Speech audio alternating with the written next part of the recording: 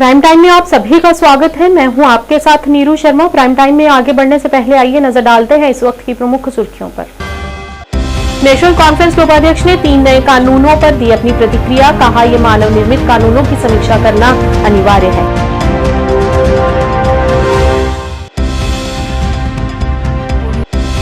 Sopore police ने आज नाके से फरार होते हुए आरोपी को लिया अपनी हिरासत में। आरोपी के कब्जे से कई आपत्तिजनक सामग्री और गोला बारूद किया गया बरामद।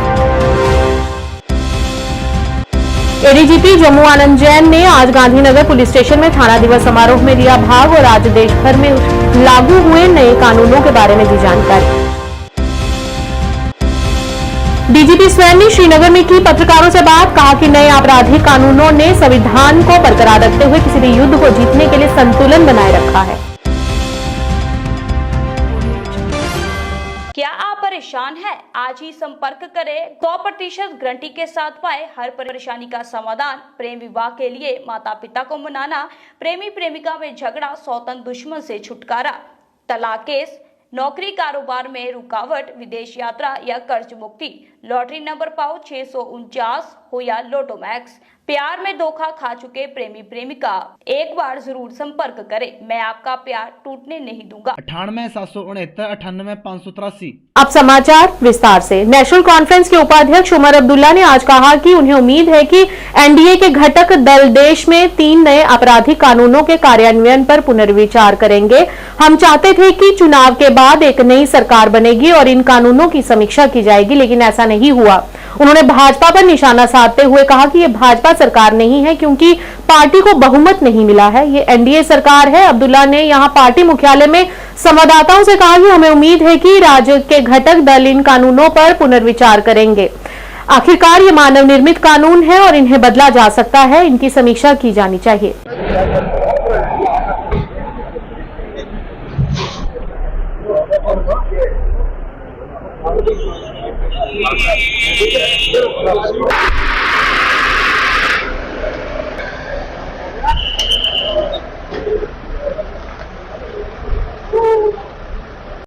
हमने पहले से ही इन कानूनों के बारे में खदशात का इजहार किया है।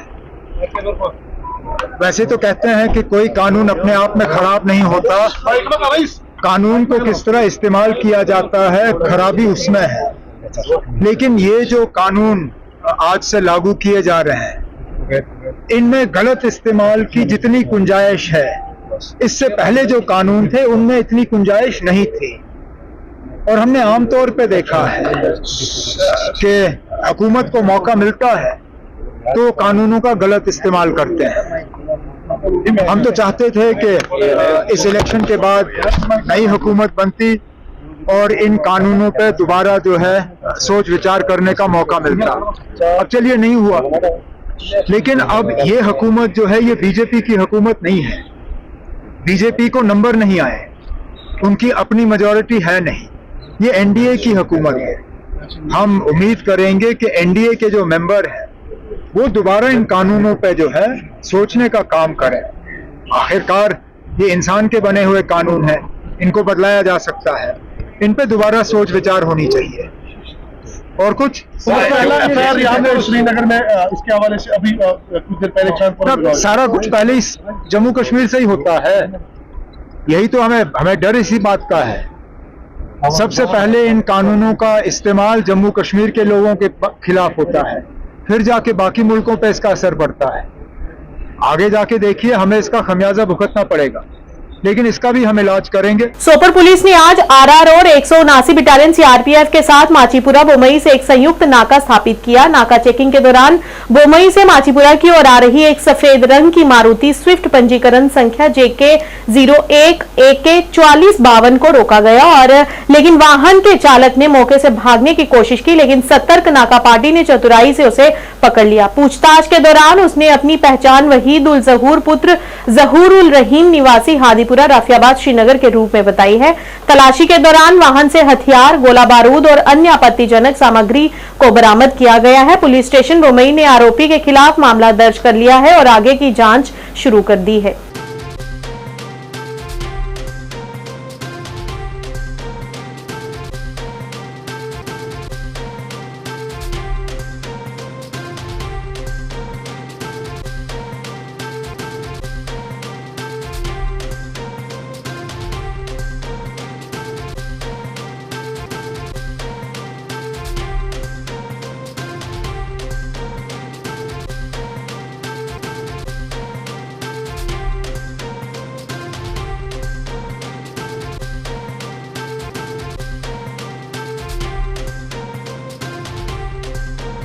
आज से लागू हुए 3 नए आपराधिक कानूनों के संबंध में आज पुलिस स्टेशन गांधीनगर में एक समारोह का आयोजन किया गया। इस दौरान एडीजीपी जम्मू आनंद जैन मुख्य तौर से मौजूद रहे। उन्होंने कहा कि इन नए कानूनों से पुलिस की कार्यवाही पारदर्शिता होगी। इस समारोह में जनता को इन 3 नए आपराधिक कानूनों के बारे में जानकारी दी गई। इस अवसर पर क्षेत्र के गणमान्य लोगों के साथ साथ बड़ी संख्या में स्थानीय लोगों ने भी भाग लिया और इन 3 नए आपराधिक कानूनों के बारे में जानकारी हासिल की।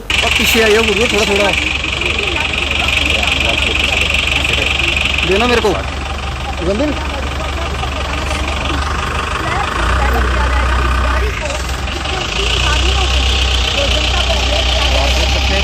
से फ्लैग ऑफ कर दिया गया है और आपको एडीजी बात करें तो इन्होंने और जल्दी की खातिर इस गाड़ी को जो है आगे रवाना कर दिया है। और मकसद क्या है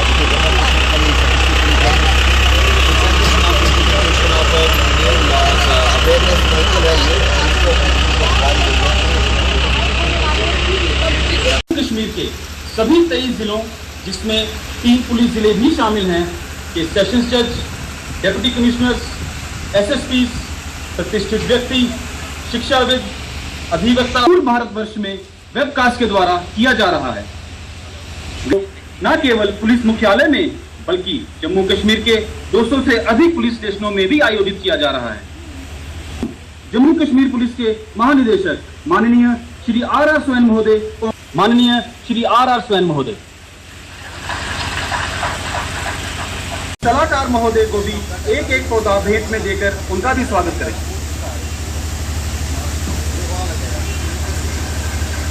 2023 का उद्देश्य हमारी अपराध deputy commissioner Jammu, SSP Jammu, other esteemed guests and friends from media fraternity, आप सबका स्वागत है। जैसे कि आप जानते हैं कि आज पूरे देश के अंदर जो 3 नए लॉज जो है वो 1973 था, उपहार देकर उनका स्वागत करें। इसमें 2 चीज़ें सबसे अहम है इस कानून में, दंड की जगह न्याय और सुरक्षा। ये दोनों ही बहुत ही अहम पहलू है किसी भी क्रिमिनल जस्टिस सिस्टम के। इन दोनों पे ध्यान दिया गया है। जो आपने देखे होंगे जो इसमें जो कानूनी प्रक्रिया में बदलाव आया है, जो हमारी कारकर्दगी में बदलाव आया है, पुलिस की जो कारकर्दगी है वो काफ़ी ट्रांसपेरेंट, पारदर्शी भी होगी। और ऑर्गेनाइज क्राइम के संबंध में जैसे मैं बात करूं जम्मू संभाग के संदर्भ में, तो उसमें हमें भी उसमें उनके खिलाफ कार्रवाई करने के लिए बल मिलेगा। इसमें प्रॉपर्टी फोरफीचर के भी प्रावधान है, तो उससे भी हमें और बल मिलेगा कि हम इनके खिलाफ एक प्रभावी और सक्षम कार्रवाई कर सकें। सर चैलेंजेस भी हैं इसके साथ साथ, फेक कंप्लेंट इससे बढ़ने का जो है आशंका बनी रहेगी, वो रहेगा, लेकिन हमारी अकाउंटेबिलिटी भी रहेगी कि उनको त्वरित और समय पर हम उन कंप्लेंट्स का डिस्पोजल कर पाएँ। जैसे 15 दिन का प्रावधान है कि उसकी हम इंक्वायरी करें और उस पर त्वरित कार्रवाई करें। सर टेररिज्म भी एक चैलेंज है जम्मू कश्मीर में, उसको ख़त्म करने के लिए ये जो लॉज हैं ये कितने सक्षम हैं? ये लॉ सक्षम है जो एविडेंस रिकॉर्ड करने में, और जिन लोगों ने इनको मदद की है उनके खिलाफ सक्षम और प्रभावी तरीके से कार्रवाई करनी। डीजीपी आर स्वैन ने देश भर में लागू किए गए 3 नए आपराधिक कानूनों पर बातचीत की और कहा कि 3 नए आपराधिक कानूनों ने संविधान को बरकरार रखते हुए किसी भी युद्ध को जीतने के लिए संतुलन बनाए रखा है, और कहा है कि ये कानून पूरी तरह से संतुलित और पारदर्शी हैं क्योंकि ये कानून संविधान के मूल्यों को ध्यान में रखते हुए बनाए गए हैं।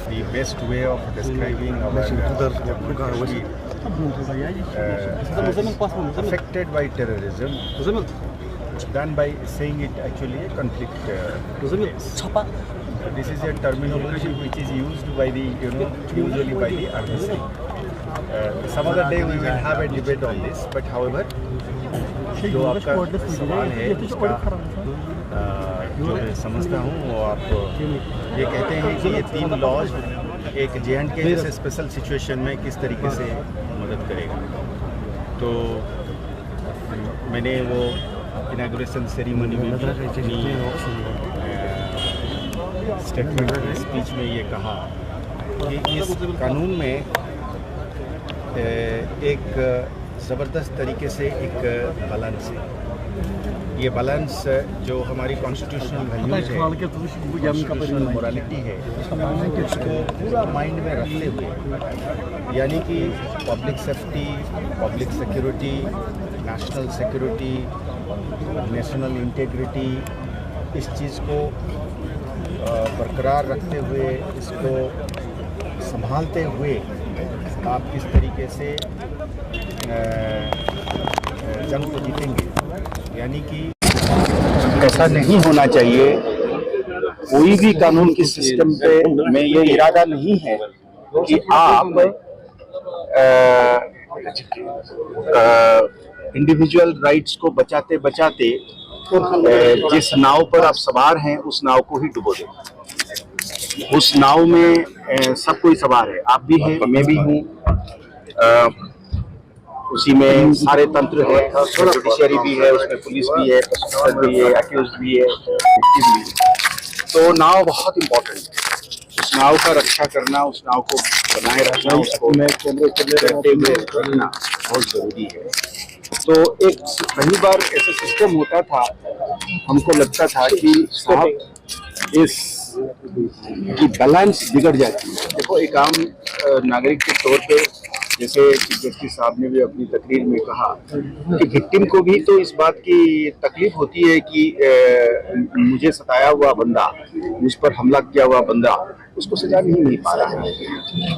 या जैसे मैं कई बार कहता हूँ कि पिछले 3 दशकों में या उससे ज़्यादा 35 साल के अंदर जो 45 से 46 हज़ार की जो मौत हुई है, उसमें से सीधी सी बात है कि 6,000 के करीब जो पुलिस और आर्मी और पैरामिलिट्री और सिक्योरिटी फोर्स की शहादत, उसको छोड़ दीजिए। सीधा सीधा आंकड़े बताते हैं, उसमें कोई माने डाइल्यूशन नहीं है, कोई झूठापन नहीं है। कभी भी किसी भी डिबेट में हमारे पास ऑथेंटिक एविडेंस है कि 12,000 के करीब लोग जो इन्होंने यहाँ पे जाने हुई है वो टेररिस्ट के हाथ में।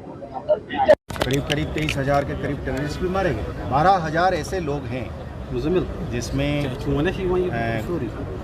मास मर्डर भी है, औरतों की भी जानें हैं, लोगों की भी जानें हैं, मुखबिर की ठप्पा लगा के उनकी भी जानें ली गई है।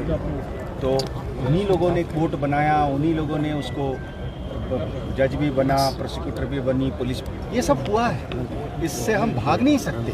उत्तरी कश्मीर रेंज के डीआईजी एसएसपी बारामूला की अध्यक्षता में डाक बंगला बारामूला में नागरिक समाज के सदस्यों और व्यापार नेताओं, वकीलों और विभिन्न स्कूलों के छात्रों की उपस्थिति में एक समारोह आयोजित किया गया। मुख्य समारोह उपराज्यपाल मनोज सिन्हा की अध्यक्षता में पुलिस मुख्यालय श्रीनगर में आयोजित किया गया। इस अवसर पर उपराज्यपाल ने घाटी के विभिन्न जिलों के विभिन्न कानून प्रवर्तन अधिकारियों से बातचीत की और नए कानूनों के महत्व के बारे में जानकारी ली। एसएसपी बारामूला ने मीडिया से बात करते हुए कहा कि बारामूला पुलिस ने कश्मीर क्षेत्र में महत्वपूर्ण मील का पत्थर चिन्हित करते हुए पुलिस स्टेशन क्रेरी में भारतीय न्याय संहिता के तहत पहली एफआईआर दर्ज कर ली है। नया आपराधिक कानून ढांचा भारत की आपराधिक न्याय प्रणाली में महत्वपूर्ण प्रगति का प्रतीक है, जो वैश्विक मानकों के साथ रेखांकित है और सभी नागरिकों के लिए न्याय, जवाबदेही और सुरक्षा को प्राथमिकता देता है।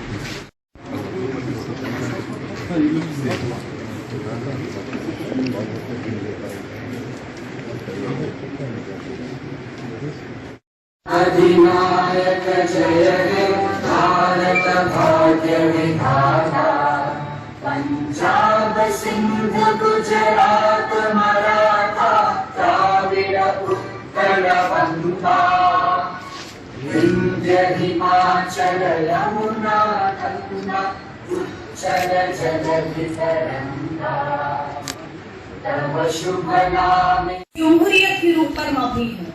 ये आम लोगों के मफाद के लिए बनाए गए हैं। समाज से जुड़े हर तबके के लोग, चाहे वो बच्चे हो, चाहे वो दिव्यांग लोग हो, चाहे वो उम्र रसीदा।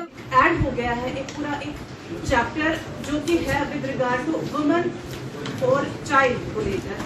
सर उसमें एक जो सबसे अच्छी बात है कि आज जो है 1 जुलाई हमारे पूरे मुल्क में जो है हम 3 नए क्रिमिनल लॉज का जो है इस्तकबाल कर रहे हैं, खैर मकदम कर रहे हैं।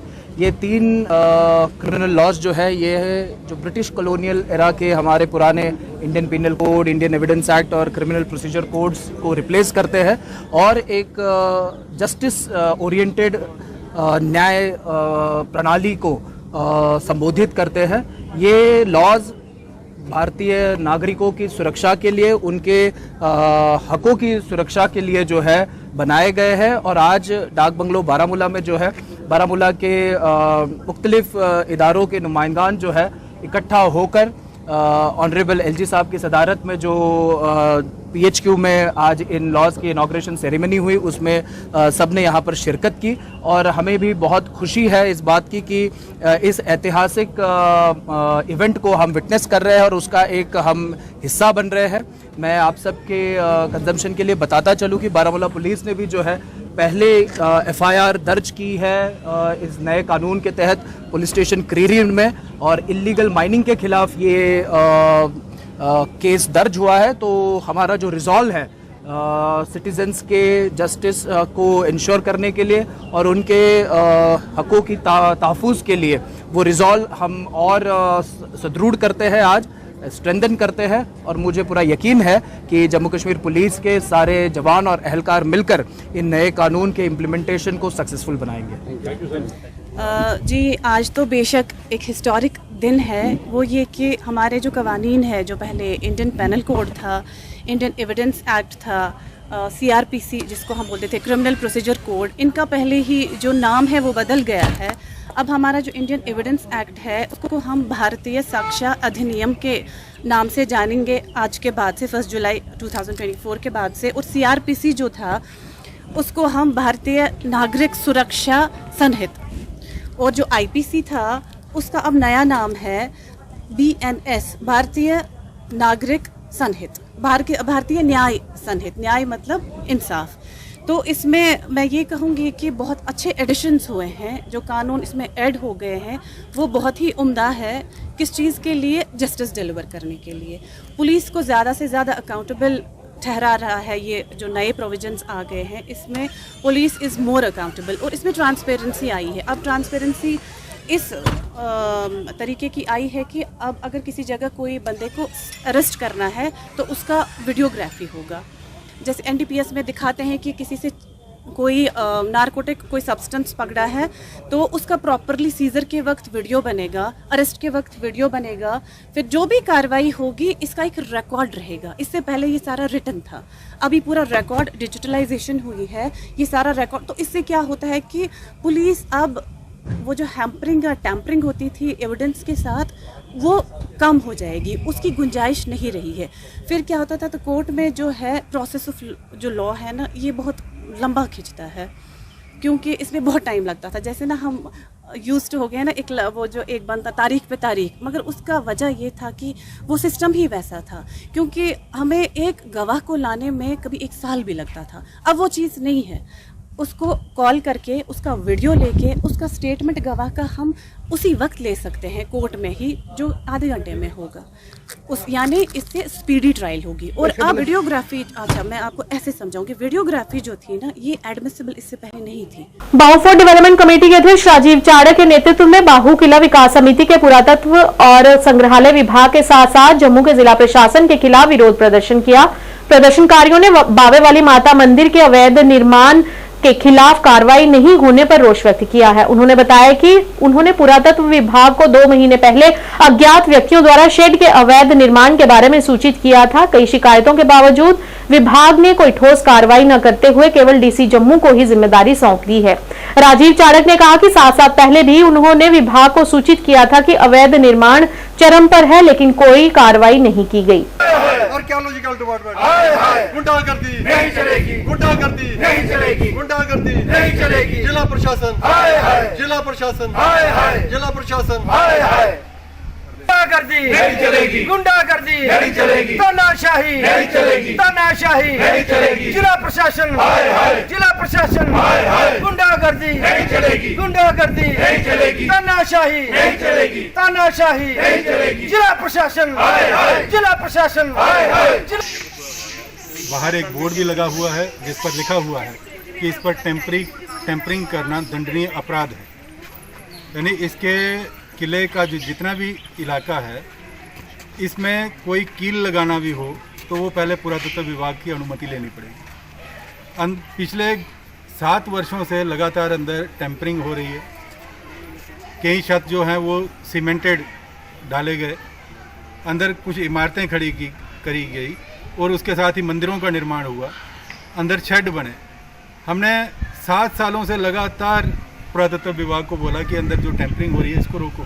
एक बोर्ड लगा देने से आपका जो औचित्य है वो पूरा नहीं हो जाता। अब 2 महीने पहले ये ऊपर शेड बनना शुरू हुआ, हमने फिर इसके ऊपर बात करी, हमने उसके लिए भी प्रोटेस्ट भी किया, रुक गया 2 महीने, लेकिन कल इसके ऊपर टीनें लगना शुरू हुई। यानी ये एक जो डोगरा शासकों के चिन्ह हैं उनको धूमिल करने का एक प्रयास है।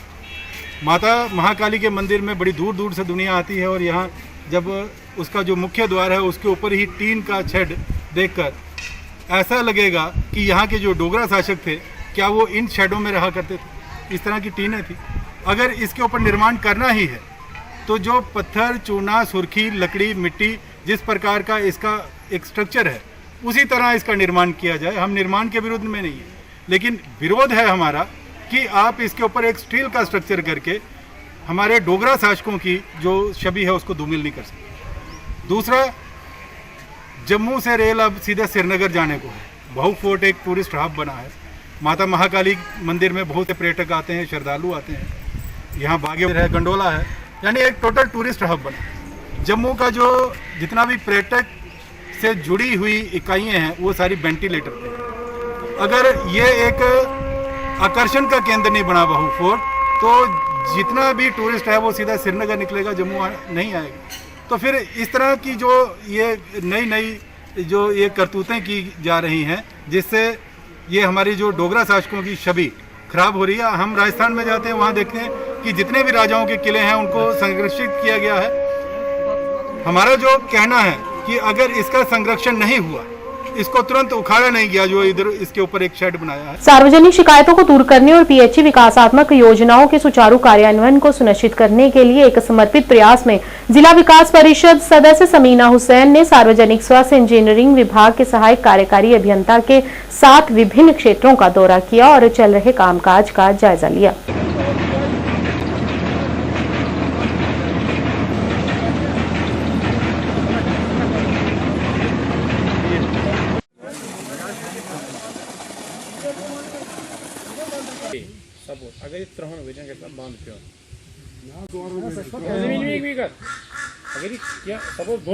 मकसद हमारा यही होता है कि लोगों की हम मदद करें, लोगों के जो मुश्किलात है वो कम करें।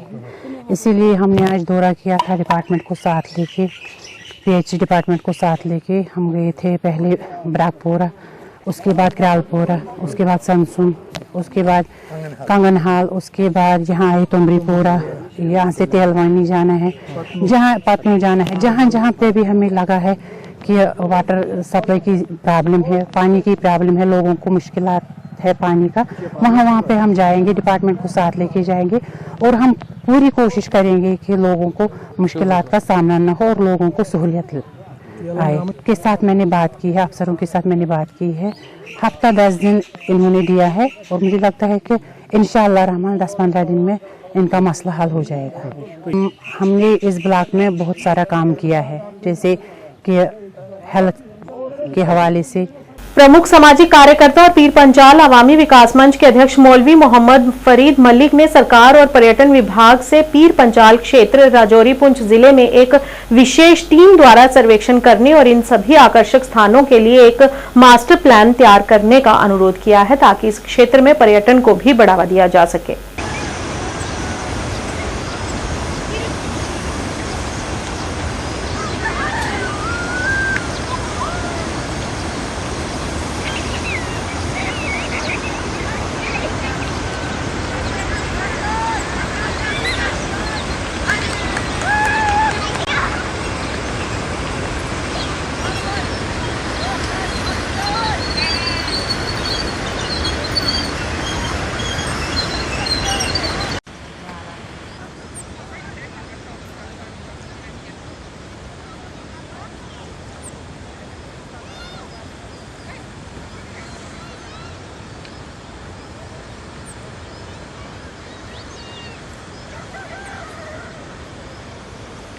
को बोला इस वक्त मैं खिता पीर पंजाल साथियों गगड़िया नेड़िया के मकाम पर, जहाँ पर आप देखेंगे कि चारों तरफ खूबसूरती है।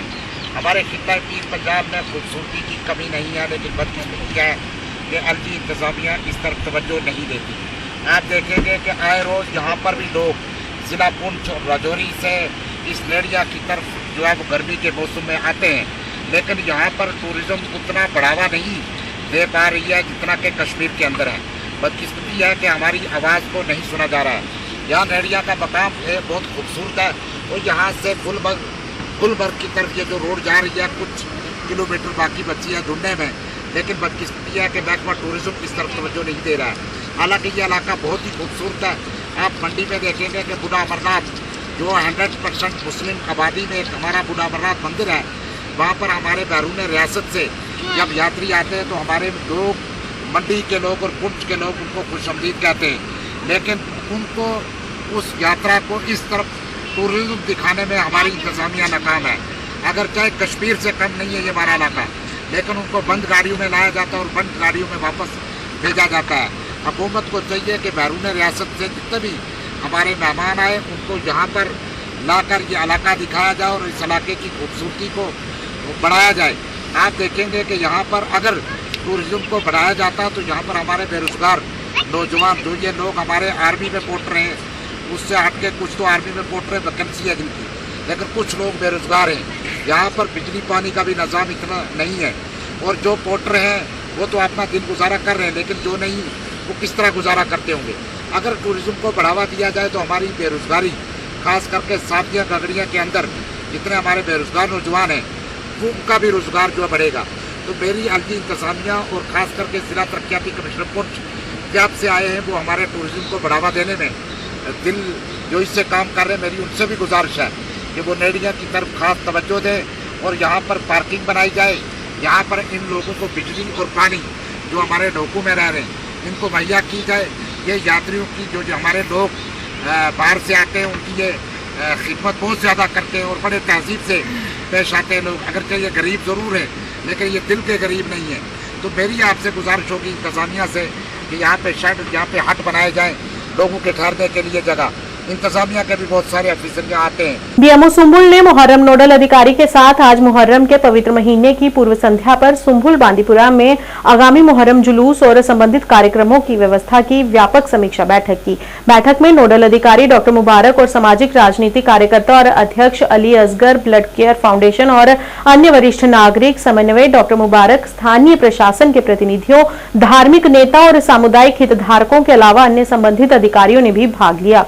बीएमओ ने मुहर्रम अवधि के दौरान शांति और सद्भाव बनाए रखने के महत्व पर जोर दिया। उन्होंने जुलूसों और कार्यक्रमों के सुचारू संचालन को सुनिश्चित करने के लिए धार्मिक नेताओं के महत्व को रेखांकित किया और मुहर्रम जुलूस की व्यवस्था को बढ़ाने के लिए विभिन्न पहलुओं पर चर्चा की।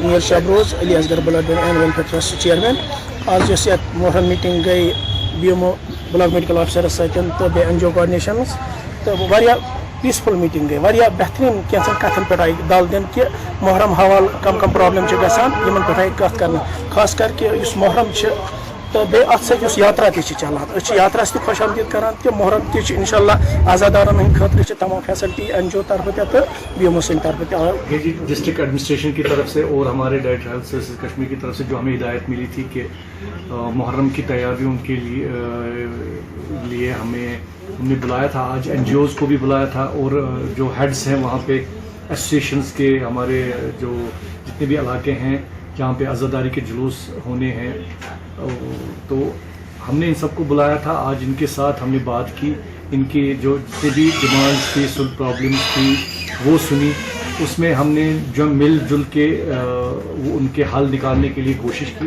और ये इनको बताया कि एडमिनिस्ट्रेशन और हेल्थ डिपार्टमेंट इसलिए आपकी खिदमत के लिए तैयार है, जितना भी हमसे बन सकेगा हम करेंगे और जो भी कमियां पिछले बार भी रही हैं वो हम इस बार दूर करने की पूरी कोशिश करेंगे। हमारा स्टाफ इसमें रेडी है। अप्रॉक्सीमेटली हमारे 40 के करीब टीम्स जो हैं जो हमने तश्कील दी हैं ड्यूरिंग दीज 40 डेज, वो भी हमने उसका रोस्टर भी बनाया है हमारे स्टाफ के लिए भी। और जो सप्लाईज वगैरह हमारी मेडिसिन जो होती हैं, इश्यूज़ होती हैं या जो दूसरी चीज़ें होती हैं उनकी भी हमने तरसील स्टार्ट कर दी है। हमारे पास कुछ सप्लाईज आई हुई हैं और कुछ सप्लाई आने वाली है डिपार्टमेंट की तरफ से जो हम डिस्ट्रीब्यूट करेंगे। और एक प्रोग्राम भी बना चुके हैं कि कैसे एग्जीक्यूट होगा, हमारी टीम्स कहाँ से करेंगी। और दूसरा ये कि हमने NGOs को ये रिक्वेस्ट की है कि उनके जो जितने भी वॉलंटियर्स हैं वो हमारे साथ कोऑर्डिनेट करें ताकि ये मुहर्रमुल हराम का जो मुकद्दस महीना है ये खुश उसलूबी के साथ पूरे जोश के साथ हम इसको इख्तिताम कर देते हैं। कुछ जो इन्होंने अपनी वो शिकायत नहीं है, जो इन्होंने अपनी डिमांड्स रखी हैं वो हमने नोट डाउन की हैं। उसमें से हमने पहले ही वर्कआउट किया है क्योंकि हमें डायरेक्शंस पहले ही मिल चुकी थी। हमने डिविजनल एडमिनिस्ट्रेशन के साथ, अपने डिपार्टमेंट के साथ पहले ही मीटिंग हम कर चुके थे। डायरेक्टर साहब ने पहले ही मीटिंग ली थी, उसमें भी हमें क्लियर डायरेक्शंस मिली थी।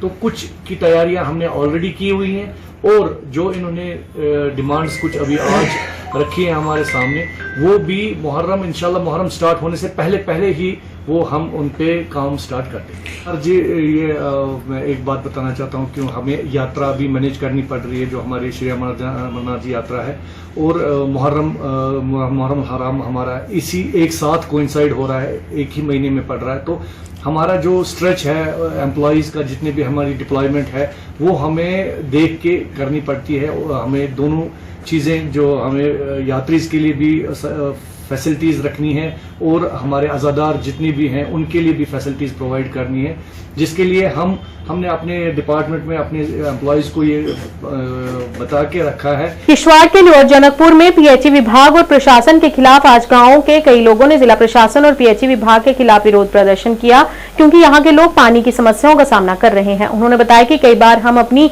समस्याओं को लेकर संबंधित विभाग के अधिकारियों के पास भी गए लेकिन कोई ध्यान नहीं दिया गया। इस मौके पर भाजपा के वरिष्ठ नेता सुनील शर्मा ने लोगों की समस्याओं को सुना और उन्हें हल करने का आश्वासन भी दिया।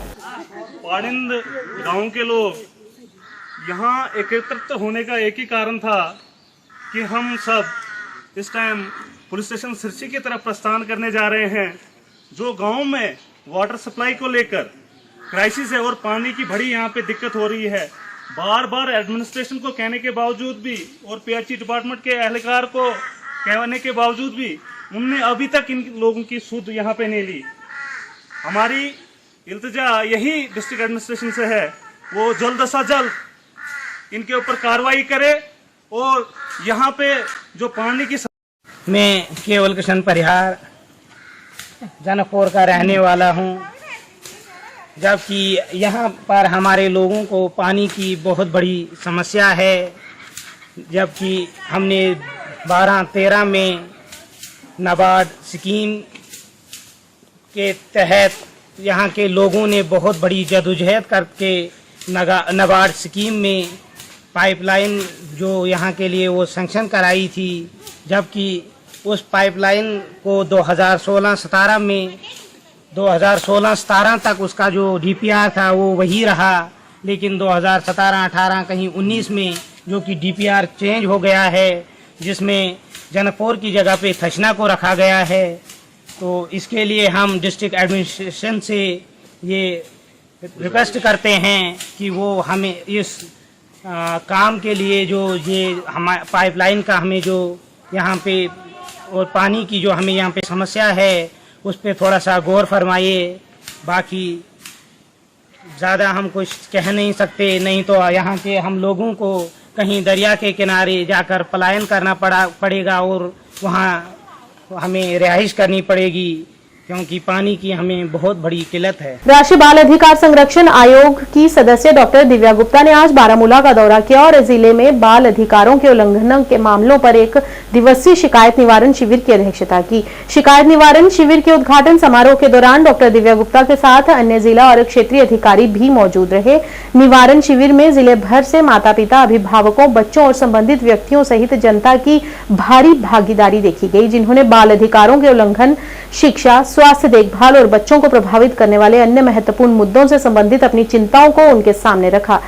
एनसीपीआरसी ने शीघ्र समाधान के लिए उनके हस्तक्षेप की भी मांग की।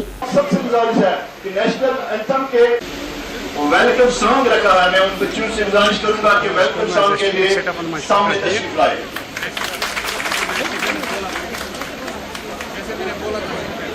हमारे यहाँ पे डिस्ट्रिक्ट ऑफिसर्स मौजूद है। ऐसा लगता है कि कब पहुंच जाए वहाँ। यहाँ के पहाड़, यहाँ की हरियाली, यहाँ के लोग, यहाँ की खूबसूरती, बहुत अच्छा ये लग रहा है यहाँ पर आकर कि यहाँ पे मिल सकते हैं।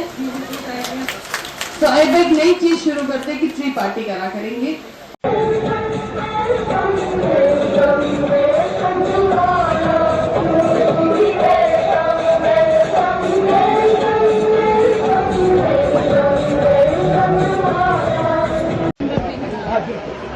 चाइल्ड राइट्स की बात हम करते हैं, हर बात को ये जरूरत है, मुझे मालूम है मेरे बच्चे के क्या हुकूक है, मगर जब हम सोसाइटी की बात या गवर्नमेंट सरकार की जानिब से कहते हैं कि बच्चों के साथ क्या करते हैं, कैसे कि बच्चा पैदा हुआ, बड़ा हो गया, इसको सबसे पहले जरूरत है पानी, साफ पानी। 70 साल से 17 विलेज हो गया, करीब 40,000 सोल जो 70 साल से मतलब साफ पानी पिए नहीं। अच्छा मैं और यही वजह है कि आपने बताया, मतलब फरमा रहे थे कि आप यहाँ हो रहे, यही वजह हर घर में कि हमें मतलब पोल्यूटेड वाटर फिल्ट्रेशन के बगैर मुझे किया 70 सालों में, और इसमें बच्चों की तादाद कितनी होगी, उनके सेहत पर क्या असर पड़ा होगा। आप प्रोजेक्ट हो गया है, आप प्रोजेक्ट हो गया, मतलब यहाँ 70 साल से हॉस्पिटल मतलब ये है बना हुआ, 10 कनाल जमीन भी है, ये सब सिटी सेंटर है, लेकिन ये प्रमोट नहीं हुआ। नेशनल हाईवे पे इतने लैंड है और इसके और हम ये मेडिकल ब्लॉक चाहते हैं। और आखिरी यहाँ ऐसे मतलब यहाँ डिस्ट्रिक्ट मॉडर्न डिग्री प्रधानमंत्री जी का एक आदेश है और उनका एक इच्छा है कि हम हर एस्पिरेशनल ब्लॉक तक जाएं। बच्चे हमारे देश का भविष्य है, हम चाहेंगे कि देश के भविष्य को हम स्वस्थ रखें, हम उनको हेल्दी रखें, एजुकेटेड रखें, हम उन तक हर वो चीज मुहैया करवाएं जिसका हक है उनका। अगर कहीं कोई दिक्कत आती हो तो हम इसीलिए उनके घर तक, उनके द्वार तक जाते हैं, ताकि उनकी प्रॉब्लम वो हमारे पास ना लेकर आए, हम सॉल्व करने के लिए उन तक पहुंचे। इसलिए हम आज दिल्ली से पूरी की पूरी टीम यहाँ पहुंची है। हम ये चाहते हैं कि हर उस बच्चे को हम एड्रेस कर सके जो आज यहाँ पर आए थे। मैं धन्यवाद देना चाहूंगी सारे अधिकारियों का जिन्होंने आज हमें कोऑपरेट करा और यहाँ पर उन बच्चों की समस्याएं हमने सुनी, और हम अगले 15 दिनों में फिर एक फॉलो अप करेंगे, जहाँ आज जो हमने प्रॉब्लम्स को सुना है उसके क्या क्या जवाब, क्या क्या एक्शन हुए, उस पर उन्होंने क्या एक्शन लिया है, उसका हम फॉलो अप लेंगे। सरकार अपना अपना काम करती है, लेकिन जब दिल्ली की सरकार आती है तो थोड़ा सा और गेयरअप हो जाता है। तो मुझे लगता है कि दोनों सरकारें मिलकर जब काम करेंगी तो डेफिनेटली रिजल्ट बहुत पॉजिटिव और बहुत अच्छा होगा। 3 नए आपराधिक कानूनों पर पुलिस अधीक्षक सोपोर दिव्या डी के साथ साथ केंद्र शासित प्रदेश भर में तारजू पुलिस स्टेशन सोपोर में आयोजित एक जागरूकता कार्यक्रम का आयोजन किया गया। इस दौरान उन्होंने बताया कि नए कानून भारतीय न्याय संहिता, भारतीय नागरिक सुरक्षा संहिता और भारतीय साक्ष्य अधिनियम क्रमशः औपनिवेशिक युग के भारतीय दंड संहिता, आपराधिक प्रक्रिया संहिता और 1872 के भारतीय साक्ष्य अधिनियम की जगह लेंगे। उन्होंने कहा कि एफआईआर से लेकर केस डायरी से लेकर आरोप पत्र और आरोप पत्र से लेकर फैसले तक की पूरी प्रक्रिया को डिजिटल बनाने का प्रावधान किया गया है। पुलिस की ऐसी रिकॉर्डिंग के बिना कोई भी आरोप पत्र मान्य नहीं होगा।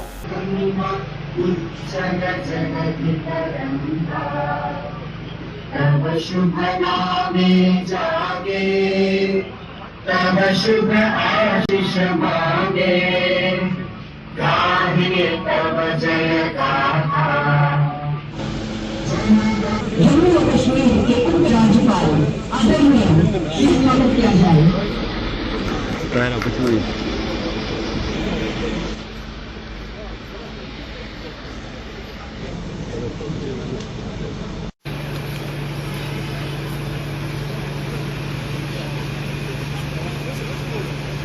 सज्जनों, मैं आपसे ये अनुरोध करती हूँ कि कृपया करके राष्ट्रगान के सम्मान में खड़े हो जाए।